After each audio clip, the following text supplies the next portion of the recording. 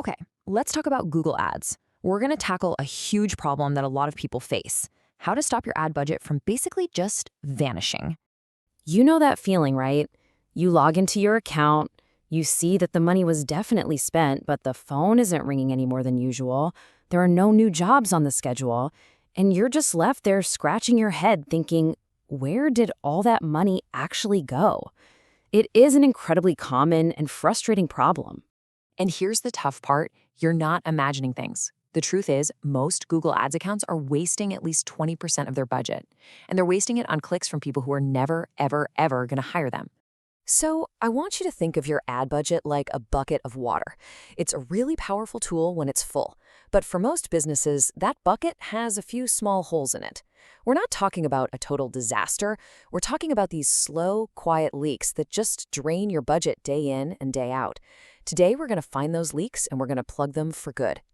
All right, let's get into leak number one. And this one might surprise you.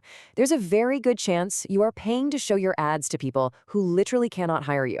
How is that possible? Well, it all boils down to a few default settings that Google just has turned on from the start. So this slide really breaks it down. By default, Google targets people who are in or who show interest in your location. Now, that interest in part, that's the leak. It means somebody who lives 3 states away but is planning a vacation to your city could see your ad for local roofing services. The fix is actually pretty simple. You have to change that setting to presence only. That way, your ads are only shown to people who are physically located in your service area, right now. Oh, but it gets worse. By default, your ads don't just show up on Google search.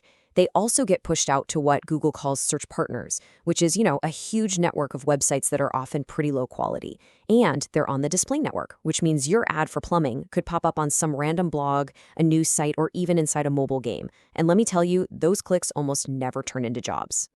And this is what happens. You end up paying for totally useless traffic.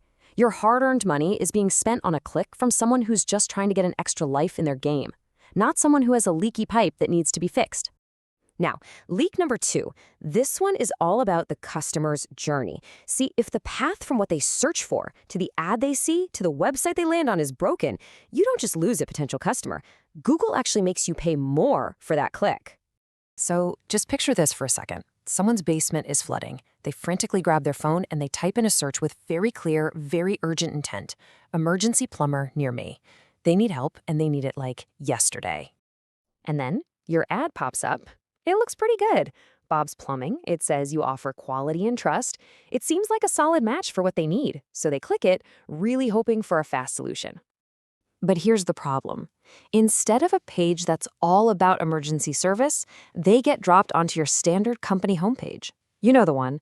It's got info about kitchen remodels, your company's history, maybe a blog post from last year. The promise of the ad, that immediate help, is broken. They're confused, they're annoyed, and they hit that back button in less than 5 seconds. Gone. And here is the really crucial part. Google sees that. It sees that user left right away, and it gives you a low quality score. So when you have a bad match like this, Google literally charges you more money for every single click. If you create a better, more relevant experience for the user, your costs actually go down. Okay, let's talk about our third and final leak. And honestly, for most local service businesses, this is the biggest, the most common, and the most expensive leak of them all. You are paying for clicks from people searching for things that you absolutely do not want. To fix this one, you really have to get the difference between keywords and search terms. See, your keywords are what you tell Google you want to show up for, but your search terms, those are the exact words people typed into the search bar right before they clicked your ad and cost you money. And believe me, those two lists can be very, very different. This slide shows you exactly what I'm talking about.